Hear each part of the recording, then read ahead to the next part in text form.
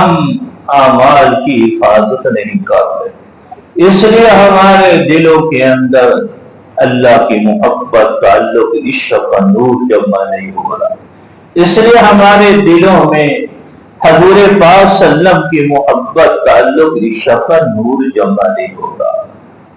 ان گناہوں میں سے ایک بڑا گناہ جو ہے جس میں ہر آدمی تقریباً ملوث ہے، آنکھوں کی حفاظت نہ کرنا، گناہوں سے آنکھوں کی حفاظت نہ کرنا، موبائلوں پہ بے حیائی دیکھنے سے، گند دیکھنے سے، غلط دیکھنے سے آنکھوں کی حفاظت نہ کرنا۔ آنکھوں کی حفاظت کرنا اتنی بڑی نیکی ہے، اتنی بڑی عبادت ہے۔ حضور اقدس صلی اللہ علیہ وسلم کا ارشاد ہے جس کا مفہوم یہ ہے، جس کی نگاہ اچانک غیر محرم عورت پہ پڑ گئی، اچانک، اب دل چاہتا ہے دیکھو دوبارہ، نفس چاہتا ہے دیکھ، شیطان کہتا دوبارہ دیکھ۔ حدیث میں آتا ہے اللہ سے ڈر کر کے اس نے نگاہ کو جھکا لیا، نگاہ دوبارہ نہیں اٹھائی غیر محرم پہ، نگاہ دوبارہ نہیں اٹھائی غلط چیز پہ، فحاشی بے حیائی پہ۔ اس نگاہ کی حفاظت کی اتنی بڑی عبادت ہے، اللہ رب العزت اس کو ایمان کا مٹھاس نصیب فرمائیں گے، ایمان کا مٹھاس نصیب فرمائیں گے۔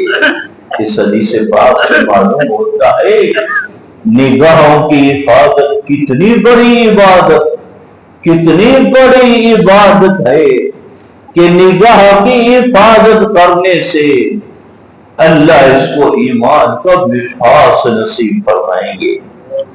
دوسری حدیث میں آتا ہے جس کا مفہوم یہ ہے، جس کی نگاہ اچانک غیر محرم عورت پہ پڑ گئی، فحاشی بے حیائی پہ اچانک نگاہ پڑ گئی، اب دوبارہ دل چاہتا دیکھ، نفس کہتا دوبارہ دیکھ، شیطان کہتا دیکھ، دل چاہتا دوبارہ دیکھوں، لیکن اس نے اللہ سے ڈر کر کے نگاہ کو جھکا دیا، اللہ سے ڈر کر کے دوبارہ نگاہ نہیں اٹھائی، ڈر کر کے نگاہ کو جھکا دیا۔ اللہ اس کو ایسی عبادت کی توفیق عطا فرمائیں گے، اس عبادت میں اس کو مٹھاس نصیب ہوگا، جیسے شہد کا مٹھاس ہوتا ہے، مٹھائی کا مٹھاس ہوتا ہے، اس نگاہ جھکانے پر اللہ ایسی عبادت کی توفیق عطا فرمائیں گے، اس عبادت میں اس کو مٹھاس نصیب ہوگا۔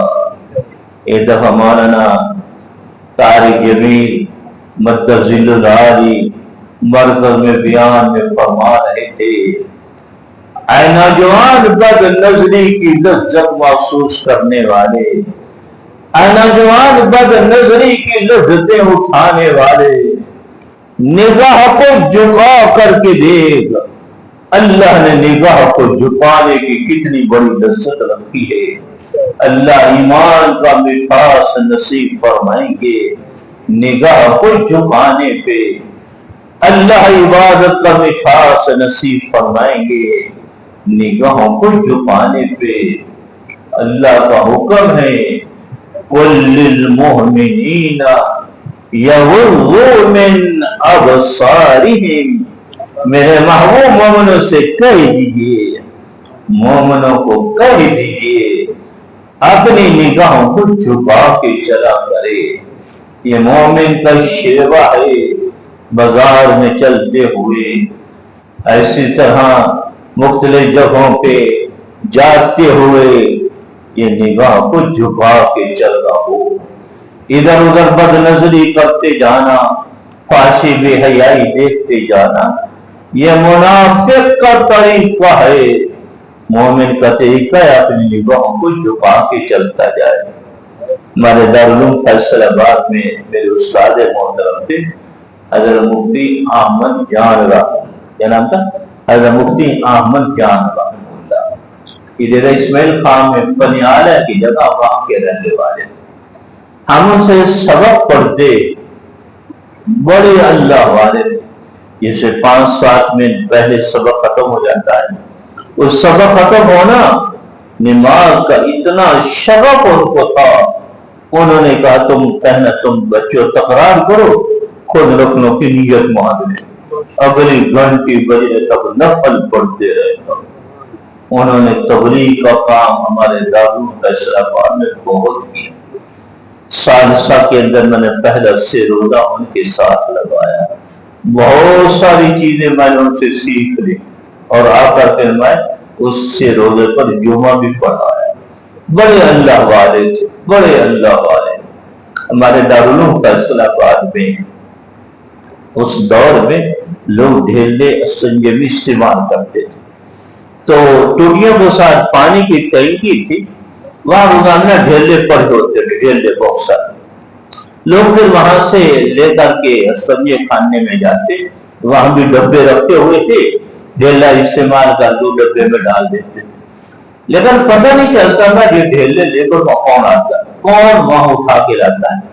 دارالعلوم سے ذرا کچھ دور پرلی طرف الہی آباد کھیت تھے، تو پتہ نہیں چلتا۔ ایک دن کسی نے، دارالعلوم والے نے، کسی نے کہا میں نے دیکھا نا یہ کون لاتا ہے، تو رات کے تقریر میں 1-2 بجے مفتی صاحب بڑی پگڑی باندھتے تھے، 2 بڑی ڈھیم میں جو ہوتی مٹی کی ڈھیم، اس کو پنجابی میں کہتے ہیں، بڑی بڑی ڈھیم میں سر کے اوپر کھیتوں سے رات کو اندھیرے میں اٹھا کر کے لا رہے ہیں، اور ٹینکی کے پاس آ کر چھوٹے چھوٹے ڈھیلے کر کے وہ رکھے، پھر استنجا کیا، تہجد میں چلے۔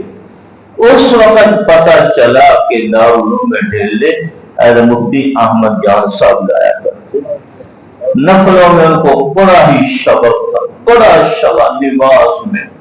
ان کی وفات پر کسی نے کہا تھا جب قبر میں پہنچیں گے فرشتے حساب و کتاب کے لیے آئیں گے، پوچھیں گے من ربک، وہ عرض کریں گے دعنی ان اصلی، پہلے مجھے نفل پڑھ لینے دو، دعنی ان اصلی، پہلے مجھے نفل پڑھ لینے دو۔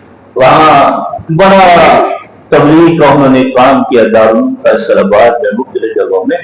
حاجی عبدالوہاب صاحب رحمہ اللہ جب وہ سامنے بیٹھتے ہوتے، کوئی نہ کوئی جملہ کہہ کر ان کا نام لے کر وہ بات فرماتے تھے، اتنا انہوں نے دین کا کام۔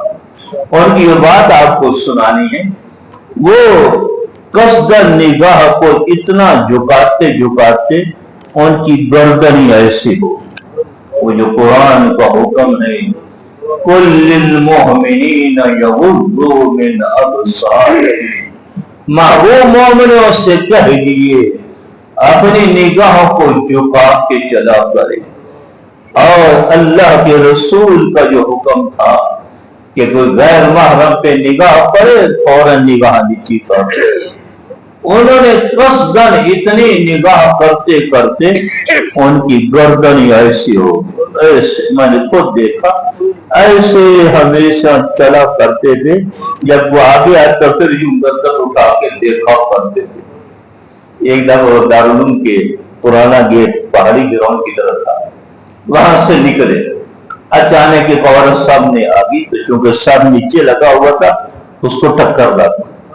وہ آگے سے کہتی مولوی داڑھی پہ رکھی اور ٹکر بھی لگاتا ہے، تو مجھ سب کبھی کبھی مذاق بھی کر دیتے، فرمانے لگے یہ داڑھی کوئی بریب تو نہیں ہے، یہ داڑھی کوئی بریب تو نہیں ہے۔ یوں نگاہ کو جھکایا انہوں نے، پھر وہاں اللہ نے ان کو بڑا ہی مقام دیا۔ تو آج میرا اور آپ کا سبق بھی یہی ہے، آج سے ہم نگاہوں کو جھکانا سیکھ لیں۔ بازار میں بھی چلتے ہوئے انگریز نے بڑے حربے استعمال کے اس نوجوان کو گمراہ کرنے کے، کبھی کرکٹ کبھی ہاکی، لیکن اس میں بہت سارا طبقہ بچ گیا تھا۔ موبائل گمراہی کا ایسا نکالا ہے کہ شاید اس سے کوئی بچاؤ، اس میں اچھی باتیں بھی ہیں، بہت ساری چیزیں اچھی بات بیان سننا چاہیے بزرگوں کا، تلاوت، اور لیکن غلط باتیں بھی اس میں بہت ساری باتیں ہیں۔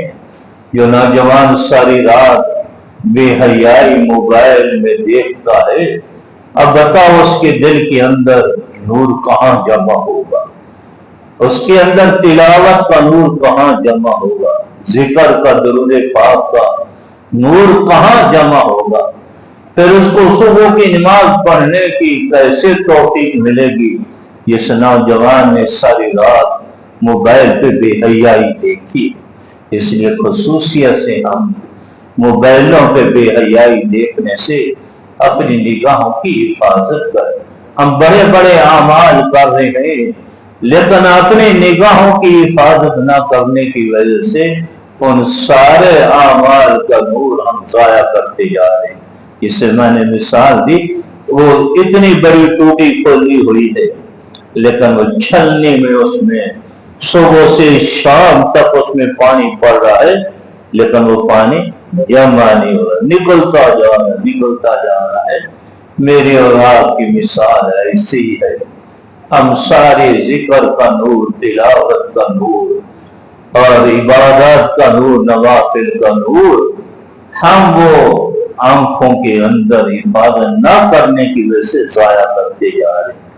تو آج سے میرا اور آپ کا سبق یہ ہے، آج سے ہم نیت کر دیں اللہ کے گھر میں، اللہ آج میں نے نیت کر دی ہے تیرے گھر میں اپنی آنکھوں کو گناہوں سے پاک رکھنے کی.